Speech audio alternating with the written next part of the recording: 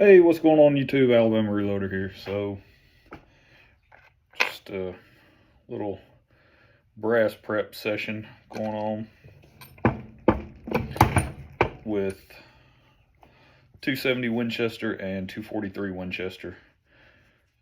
This brass, I wet tumbled it a little while back, and it's just been sitting in these Lyman loading blocks, just waiting to be prepped.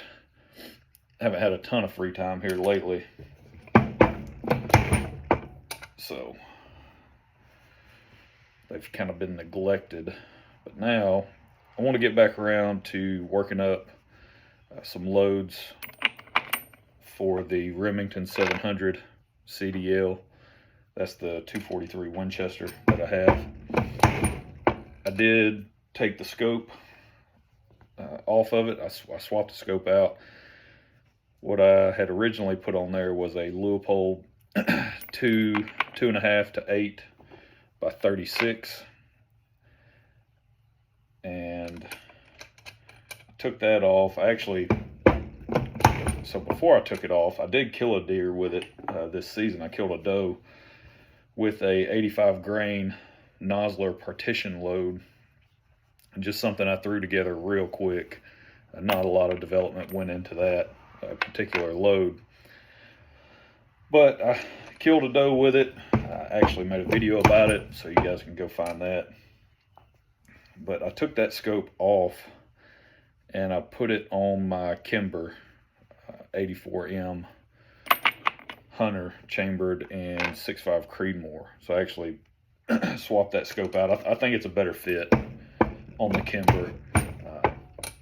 I like that scope a lot. I like the 2.5 to 8 magnification range for the hunting that I do, the distances that I shoot.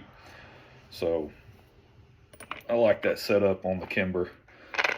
And what I ended up putting on the 243 was the Primary Arms SLX 4 to 12 by 40. The lightweight hunting series Optic. I did I think a couple of videos on that Optic, one or two at least, and so you guys can go check that out if you're interested in that Optic. I got a really good deal on it back. It might have been a Black Friday deal from Primary Arms. Typically those Optics, they have I think a 4 to 12 and a 4 to 50. I think they have a 3 to 9 version also. I think it's a 3 to 9 by 40 and a 3 to 9 by 50. Did I already size that? Yeah, I did. You guys are making me lose track of what I'm doing. But that's the difficulty of trying to do this and talk to you guys. So they have I believe it's a 3 to 9 by 40, 3 to 9 by 50, and then a 4 to 12 by 40 and 4 to 12 by 50 version that they came out with. And I don't know if they're going to discontinue those Optics or what the deal is, but they were running them. Typically they're anywhere from $199.99, so $200, anywhere from that price point up to, was it like $250 or something like that, or $225, or it's something along those lines. They're not cheap scopes by any means, and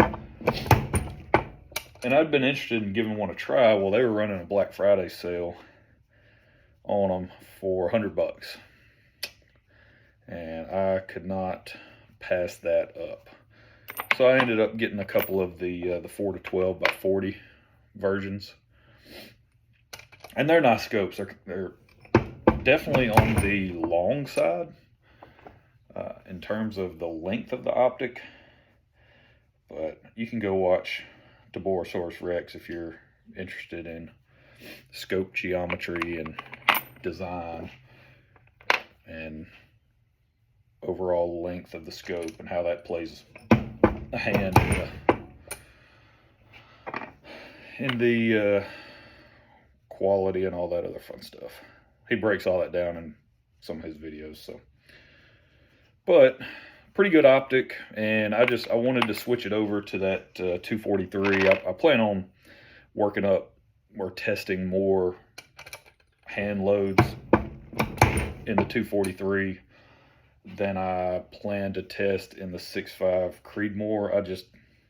That Creedmoor, it's such a lightweight setup, and I've got a couple of really good loads already identified for that particular rifle, and I plan on using the McGuire ballistics, the I think it's 125 grain copper rose hollow point. That's gonna be sort of the dedicated hunting bullet for that particular firearm. So not a ton of load development is going to be going on with the Creedmoor in the near future. So I figured just put that Leupold on there to finish out hunting season, and then for any development that I do moving forward, it could just stay on there. So, but in the 243, you guys have seen the mountain of 6mm bullets that I have. So therefore, I got a lot of stuff to test and mess around with. I'm looking forward to it. It's a Rim Arms 700 CDL, and it has a 1 1/8 twist barrel on it, so which is on the fast side for 243 Winchester. Traditionally, it was more of a 1 in 10 twist, I believe, was the standard. I know Remington. I think Remington, I don't know if anybody else did, they ended up bumping up the twist rate, making it slightly faster. I think some models you'll see like a 1 in 9 1/4 or something like that, possibly. But for the most part, the standard was 1 in 10, which does limit your bullet selection in a traditional 243 Winchester. Once you reach a certain length, bullet, not necessarily weight, but length, that's where you get all that instability from.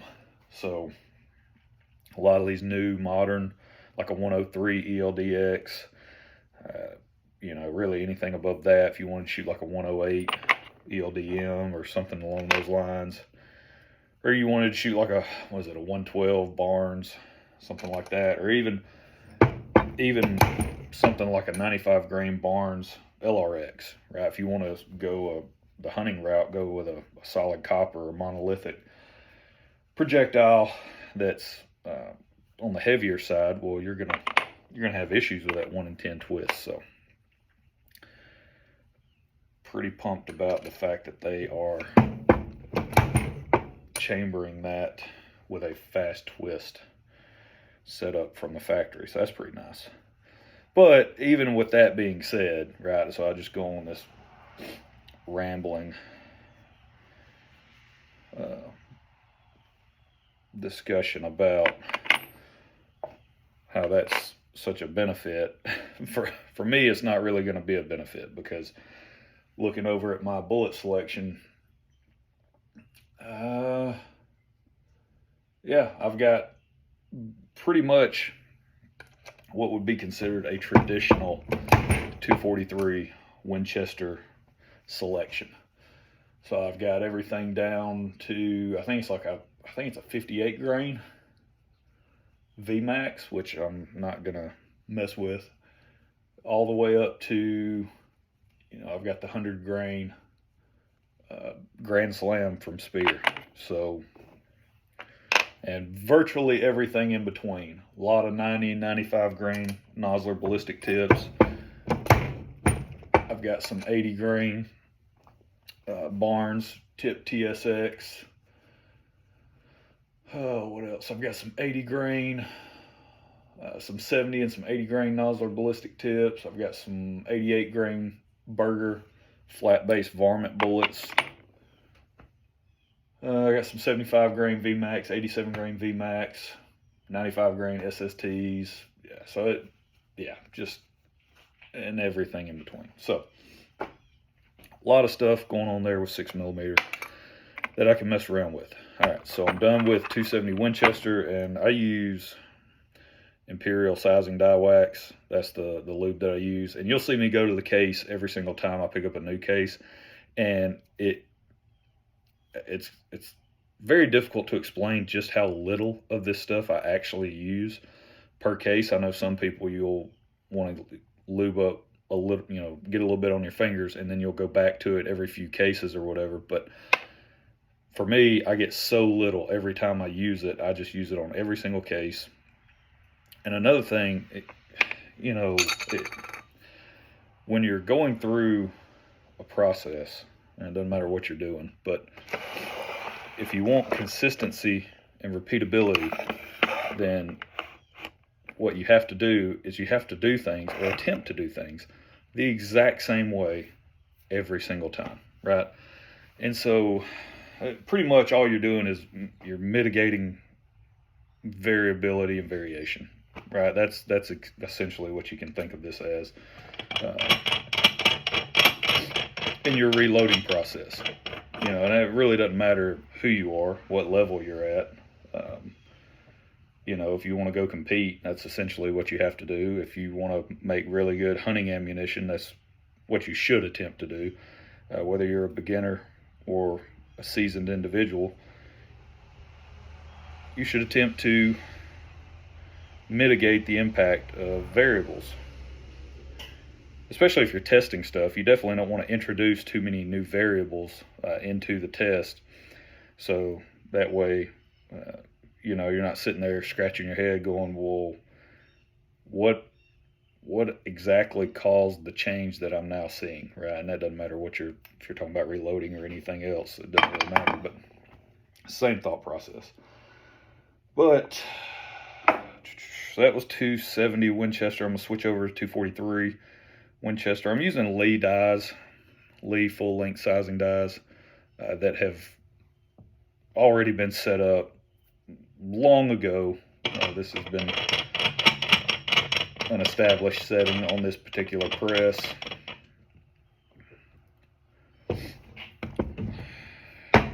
As not pushing the shoulder back too far, not overworking the brass, very minimal bumping of the shoulder and all that fun stuff. So all that's been established long ago. But this is just sort of the process that I follow. I wet tumbled them in the Frankfurt Arsenal, the light version, so the smaller of the two rotary tumblers that they sell. And I've switched over to using. I was using the solution that they sell, Frankfurt Arsenal. I don't know the name of it. I've thrown the bottle away, but I ran out and ended up switching over to the kind of like the detergent packs that they sell. That's essentially what it is. It's what it seems like it is, just a detergent pack that has like a powder form of the cleaning solution. And so I just drop one of those in the tumbler now, and I think I'm really liking that. I think I may just stick to that. I know you can come up with your own version of cleaning solution and all that, but for me, it's more about the convenience aspect of, decapping my brass with a Lee universal decapping die, chunking them in the tumbler, then filling it with hot water, dropping in a detergent pack or whatever you want to call that, and moving out, right? Going and turning on the tumbler and letting it do its job. So that way, there's no measuring, there's no, which I know that shouldn't be a constraint to keep me from using a sort of a liquid form of cleaning solution or anything like that. I could just measure it and ensure I'm dumping in the same every single time. But those pre-made packs, I would imagine, are fairly consistent with the cleaning solution that's in there. So I'm just going to use those simply from a convenience standpoint. So I've got to clean some more brass. Like I said, this is 270 Winchester and 243 Winchester, so I'm going to get all these resized and ready for the next step in the process, which after I resize, then I transition over to the Lyman Case Prep Express, the case prep center that they sell, which I'm a huge fan of, by the way. Massive fan of that piece of equipment. That's been one of the best purchases that I've made since getting into reloading almost 10 years ago now. Early on, I was trying to do brass prep by hand and just was hating life like virtually anyone that tries to do brass prep by hand. And picked up the Lyman Case Prep Express. I actually had to buy 2 of them. I didn't buy the second one, so I bought the first one at my local Cabela's, and they were running them on sale. I think they had them on sale for like $100. Good luck finding them for that price now. These things, they have shot up in price, and they typically don't come back down. I think maybe the cheapest you might see them for now on sale maybe is like $130, but I picked it up for a really good deal way back when, years ago, and got home, was all fired up to start using it. Opened the box. I mean, everything was brand new. Plugged it in, flipped the switch, nothing. Had plenty of power, no issues on the power side of the house. It's just, it wanted to turn, but nothing would spin, right? You could hear things trying to turn inside the unit, but the little heads on top where you actually install all the prep accessories, they weren't spinning. So I had to load everything back up, head back to Cabela's, say, hey, by the way, just bought this thing, plugged it in, doesn't work, so I need to swap it out. Luckily, they had another one sitting on the shelf. I was able to just swap it out. Brought that one home. That's the one I've been using ever since. So this thing has been good to me for several years and has processed thousands and thousands of cases. So, huge fan of it, as long as it works. I'm getting a phone call. I don't know who that is. I bet they can leave a message. So yeah, just going through this process of resizing my brass here. And one thing on the 270 Winchester, I'm probably getting ready to retire this batch of brass. I did find on my last round of reloading, I did find a couple of split necks in the brass, and this 270 brass does have several firings on it, so that is to be expected. It is SIG brass, which again, you guys will know I am a fan of their brass. They make really good stuff. A little bit more on the expensive side. It's kind of, I would say it's an in-between, like it's an in-between Starline and like Lapua and that type of stuff. You know, they can be pretty spendy on their brass. I would say it's very comparable. I would put them and Starline in the exact same bucket in terms of quality. I mean, I've had no complaints with the SIG brass. Unlike Hornady, you guys know my disastrous experience with Hornady brass and Remington brass as well. So I just haven't had good luck with either one. I've had better luck with Hornady than I have Remington, but still. And speaking of which, this 243 Winchester is the Hornady brass that I picked up, and I'm only able to process 48, not 50, because of those 2 that I had that had split necks in them when I got them. That was brand new out of the bag, so frustrating. But whatever. So going through and processing these guys. My plan on the 243 Winchester, well, I'm not necessarily going to say plan. I think the bullet that I'll be testing next,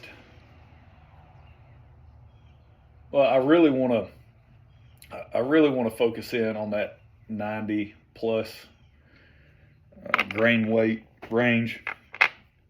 So I really got to start testing some of those 90 grain ballistic tips, 95 grain, and I've got 100 grain. Like I said, I've got those 100 grain Grand Slams. I've also got some 100 grain Sierra Pro Hunters, I believe. I think they are. And I also have some, I thought I did. No, so those are my only 200 grain options. So yeah. So the Spears and the Sierras, I need to identify a good load with those guys as well. But yeah, so this is really just a super boring video, if you guys couldn't already tell. But this is the process. I don't care who you are. If you want to get into reloading, this is what you're looking at. Unless you want to speed things up a little bit throughout other steps of the process, it just simply is a time-consuming hobby. That's part of it. So I know you can eliminate, you don't have to clean your brass. It's not a rule. You could definitely eliminate that step. I didn't clean my brass for years until I picked up that tumbler, actually from a buddy of mine. Picked it up from him. I think he had gotten that thing, the tumbler and the cleaning solution, and like some sorting, a couple of trays where you dump everything into after you've cleaned it, and it'll kind of separate the stainless steel pins from the brass and the solution. So kind of picked everything up from him for a really good deal. I've been using it ever since. So you don't have to. I mean, it's not a rule. So you could eliminate cleaning your brass altogether. Just, I would recommend just at least trying to wipe it off, before you go through the process of resizing it. Again, you don't have to. I never did that back when I wasn't cleaning brass. I didn't care. I was just running and gunning, loading really good ammo. Never had a problem or at least that I was aware of, from a dirty die, which is what that's typically why you'll see people recommend cleaning their brass before you resize it, is just making sure you're starting with clean brass so you don't dirty up a die and then run into potential issues down the road from just running a bunch of dirty brass up into the die over time. But to Eric Cortina's point, he doesn't clean his brass. If you're worried about messing up this Lee die, you can go get a Lee full-length sizing die. At this point, I think they got to be less than $20. So if you're worried about messing up that, then yeah, I would just get comfortable with the thought of screwing stuff up in your reloading equipment, because you're probably going to mess up something at some point in time.